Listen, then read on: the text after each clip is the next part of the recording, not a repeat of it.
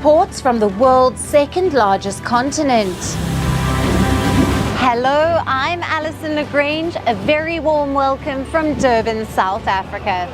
We get you the news and the newsmakers from Africa. From elections to climate change to innovations and opportunities. As the world's attention shifts, we report from Africa, the heart of the global south. Join me every weekday live on First Post.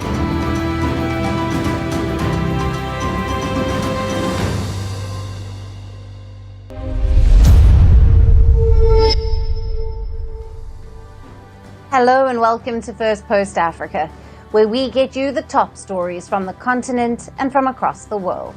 I'm Alison Lagrange, coming to you live from Durban, South Africa. First, let's take a look at the headlines. The SpaceX Dragon capsule carrying India's Shubhanshu Shukla and 3 astronauts from Poland, Hungary and the US on the Axiom 4 mission safely splashes down off Southern California after an 18-day stay at the International Space Station.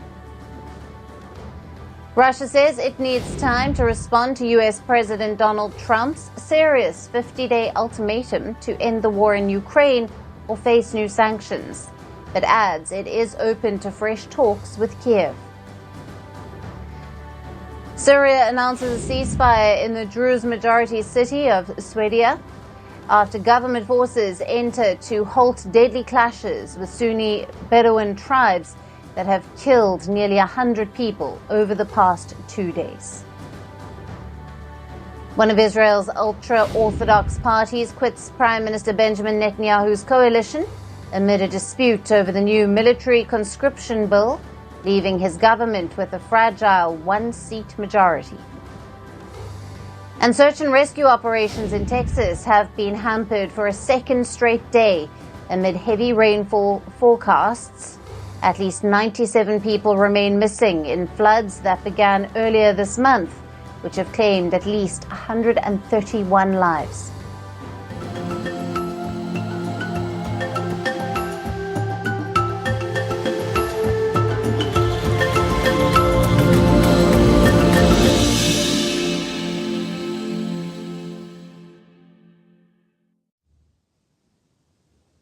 Hello and welcome. We begin with rare anti-immigrant unrest unfolding in Spain, with North African migrants at the center of the storm. Spain is witnessing one of its worst anti-migrant flare-ups in recent times. The unrest is centered in the southeastern town of Torre Pacheco, where migrants, mostly of Moroccan origin, make up nearly 1/3 of the town's 40,000 residents. Now, the violence erupted after an elderly local man was assaulted last week. He claimed 3 youths of North African origin were involved. One allegedly beat him, another shouted, and the third filmed the incident. His statement sparked outrage among local residents, leading to days of violent clashes between far-right groups and migrants. A video later proven to be fake also circulated online, amplifying the tensions. A far-right organization named Deport Them Now also shared online calls for violence against North African migrants. Riot police were deployed to quell the unrest. Dozens of young people, some masked, threw bottles and objects at police, who responded with rubber bullets.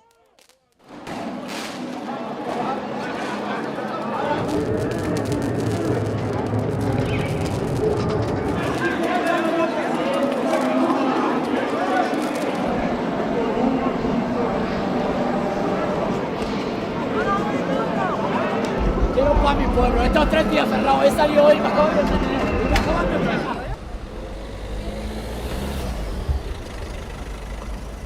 Queremos la paz. We want peace. That's what we want. We don't want anything else. Let's cross the red line. All the neighbors are complaining. I ride my scooter and I'm afraid of being hit by a bottle.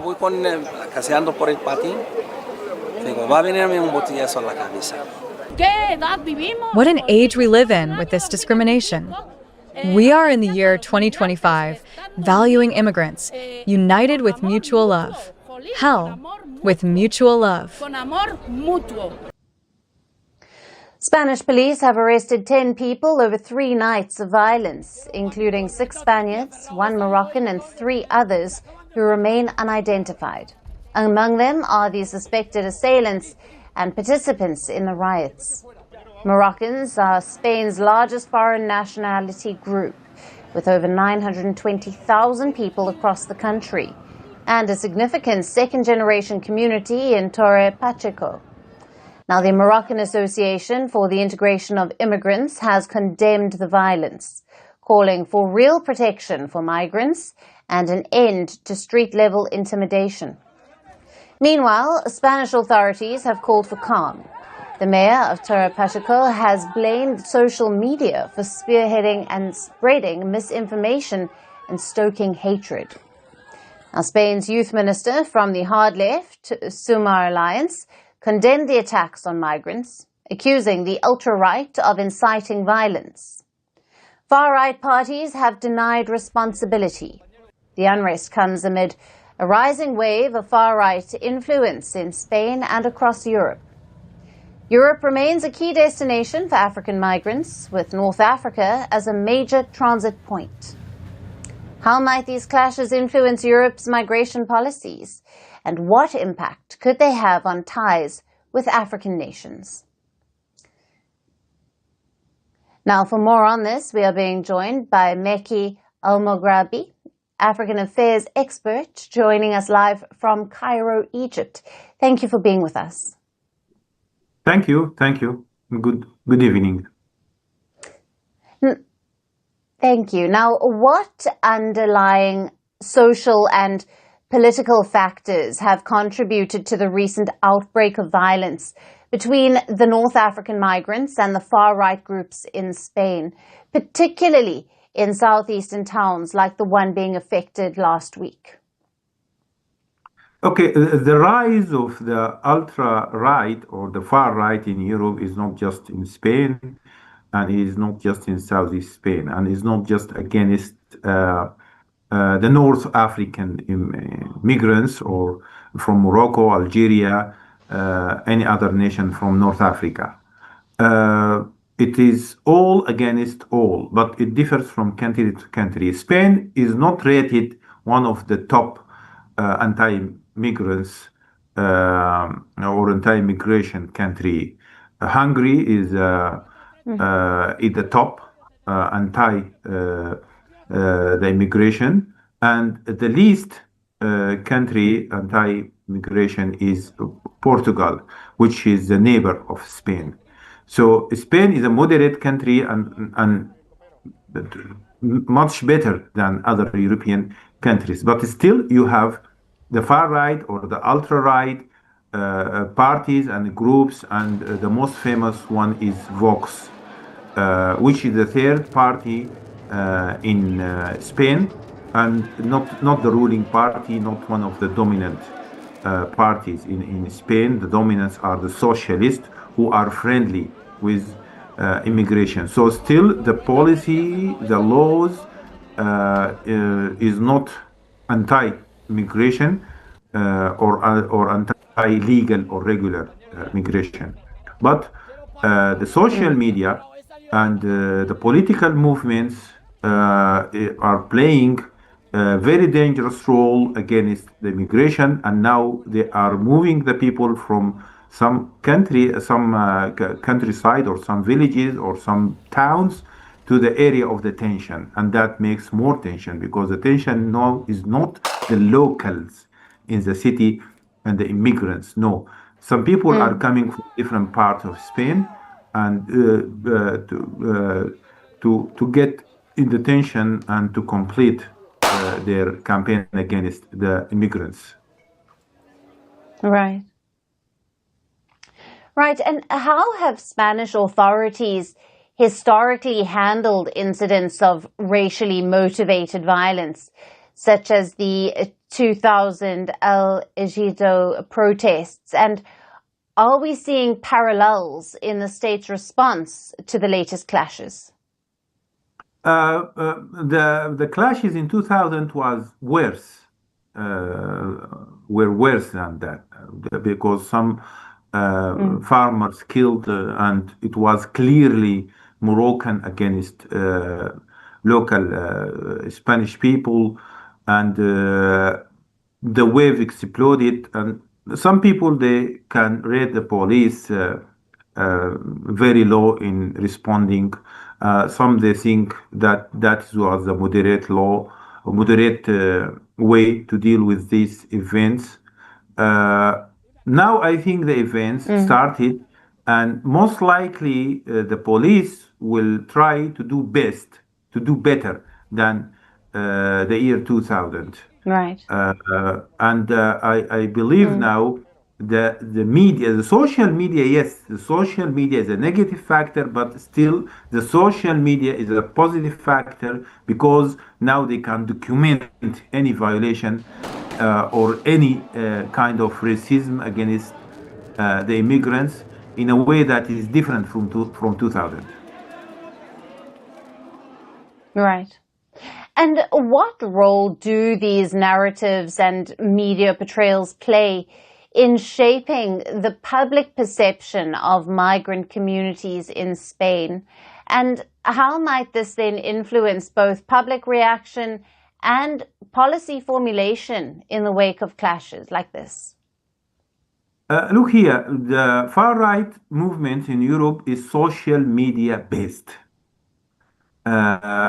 Also, the same case in the United States. If you remember, in 2016, Trump defeated the Democrats and the liberal with his tweets on Twitter and his followers on Twitter and some multimedia websites just like the Breitbart and others. So the Republicans and the conservative in 2016 election in United States depend on their media and the social media, and they named the mainstream media as fake news media. The same happening in Europe. When you talk about the big media houses, now they are out of the scene. They just cover and report what is going on in the ground. The real battle is happening on social media. The right wing or the far right or the ultra right, they bring people together through social media. They made their campaign. They call on people in Spain from different places to come to the place of detention, and some they came and they joined the detention or they started the detention. That it happened already for a reason, because an old local Spanish citizen there beaten by migrants, and that happened. But they used this incident and they called people to come, and then now the all things exploded.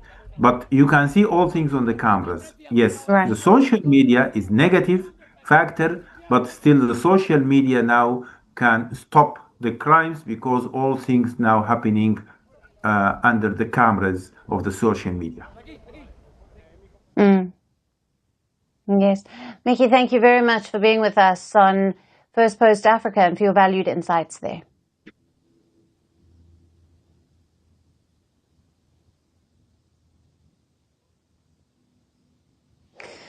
Moving on, anti-migrant sentiment is growing across Europe. Recent clashes in Spain have highlighted that pretty well. But it's not just Europe. Africa too is facing mounting migration challenges, particularly the North African nation of Libya. In the latest, more than 100 migrants, including 5 women, have been freed from captivity after being held for ransom by a gang in eastern Libya. Last week, the Libyan security forces dismantled a warehouse that was operated by a human trafficking network in the city of Ajdabiya. Now, a total of 104 migrants were rescued. These migrants were held in inhumane conditions. Authorities report that the victims have been tortured, starved, and extorted for ransom. Photos posted by the Libyan security forces on social media showed migrants with hands and legs cuffed with signs that they had been beaten. Following the rescue operation, at least 5 traffickers from Libya, Sudan, and Egypt were arrested, and the site was demolished, and emergency medical care was provided to all survivors. However, the struggle of these migrants does not end here. Despite their rescue, the migrants remain in custody under the Directorate for Combating Illegal Migration. And this is not an isolated incident. Libya has become a transit route for migrants fleeing conflict and poverty to Europe. Every year, thousands of desperate sub-Saharan migrants take the dangerous route across the desert and over the Mediterranean. And during their escape, they often fall into the hands of traffickers and gangs. In February, at least 28 bodies were recovered from a mass grave in the desert north of Kufra city. Officials said a gang had subjected the migrants to torture and inhumane treatment. Now, this followed another 19 bodies being found in a mass grave in Libya's Jekhara area. Now, according to the latest UN data, nearly 830,000 migrants from 47 countries were recorded in Libya as of December 2024. The European Union countries along the Mediterranean have constantly expressed concerns over irregular migrant flows from Africa to their shores, which is why they came up with a solution. The bloc has funded North African governments to block sub-Saharan African migrants from heading to Europe using brutal tactics. Now, the EU has signed bilateral agreements with Tunisia, Morocco, Libya, Mauritania that include financial support to curb migrant flows. Rights groups have alleged that these methods being used to keep sub-Saharan migrants from traveling to Europe include well-documented human rights violations, including desert dumps, torture, sexual violence, and starvation.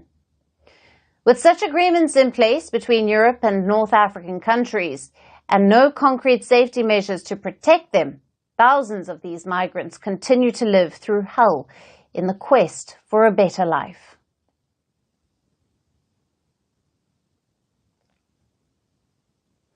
And shifting focus to Somalia now, where al-Shabaab terrorists are pressing on with their advance and capturing more territory.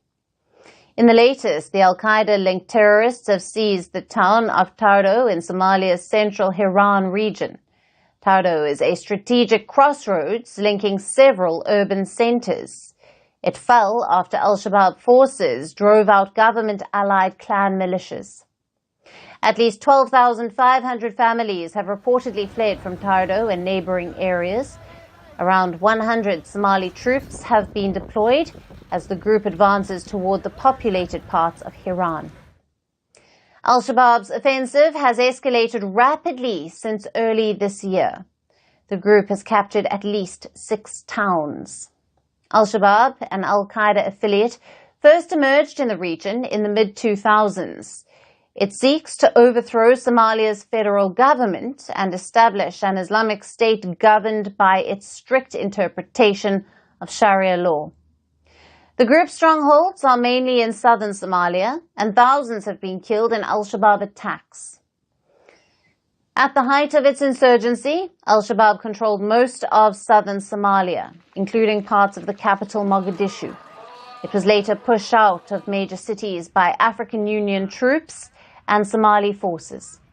However, the group never disappeared and is now making a comeback, launching deadly attacks and reclaiming territory in central regions. Some of the most notable attacks in recent months include a failed assassination attempt targeting President Hassan Sheikh Mohammed's convoy and a deadly 24-hour siege at a popular hotel in Beledweyne in March. Now, there have been suicide bombings targeting military bases in Mogadishu as well. U.S. AFRICOM airstrikes continue to target al-Shabaab commanders and camps. However, reports suggest that President Donald Trump is considering scaling back U.S. counter-terror operations in Somalia. Meanwhile, the African Union mission in Somalia is also struggling to maintain strength amid an ongoing troop drawdown. the combination of limited government capacity and troop reductions has opened up new opportunities for al-Shabaab to expand its reach. The resurgence of al-Shabaab raises fresh questions about Somalia's security future and whether ongoing efforts are enough to contain the growing threat.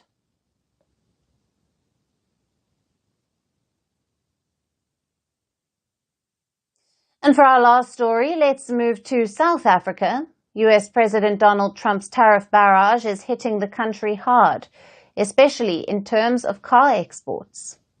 The United States is South Africa's second largest bilateral trading partner after China. It is also a key destination for vehicles manufactured in the country. South Africa reportedly exports over $2 billion a year in vehicles and auto parts to the US. But now, with Trump's tariffs taking effect, the country has recorded a sharp drop in its car exports to the US. As per South Africa's Industry Association, NAAMSA, auto exports to the US sank 73% in the first quarter compared to the same period last year, followed by declines of 80% in April and 85% in May. The dramatic fall in exports comes after Trump imposed a 25% tariff on South African vehicles in April. It was later expanded in May to cover automotive components. Escalating the global trade offensive, earlier this month, Trump had announced tariffs on more than a dozen countries, including South Africa, which faces a 30% rate from the 1st of August. Now, this comes after Trump's additional tariff threat to BRICS grouping, which South Africa is a part of. Trump has accused BRICS of anti-American policies. Now, responding to Trump's BRICS tariff threat, South Africa affirmed that it is not anti-American. Before this latest tariff escalation, South Africa had attempted to negotiate a new trade arrangement with the US, proposing a duty-free quota of 40,000 vehicles per year and continued tariff-free access for South African-made auto parts used in US manufacturing. South Africa's automotive sector is one of the largest beneficiaries of the US African Growth and Opportunity Act, the AGOA Act. Now, the Act grants qualifying African nations duty-free access to the US market. According to NAAMSA, in 2024, the automotive sector accounted for 64% of all AGOA trade with the US, generating $1.6 billion in export revenue. The AGOA was introduced to help African economies develop through preferential access to US markets. It has been a cornerstone of US policy toward Africa since the 1990s. Now the trade accord is due to expire in September of this year, and given Trump's seemingly unending tariff barrage, its renewal seems unlikely. Despite Trump's tariff attack, South Africa does not intend to take a retaliatory approach toward the US. Instead, it wants to strike a new trade deal with Washington. But given the current situation, it seems like an uphill task. Now it remains to be seen if Ramaphosa is able to cajole Trump into signing a new deal, or will the tariff storm continue to hit South Africa's interests and ambitions? And that's it on the show for today. We will see you again tomorrow at the same time. Thank you for watching, and goodbye.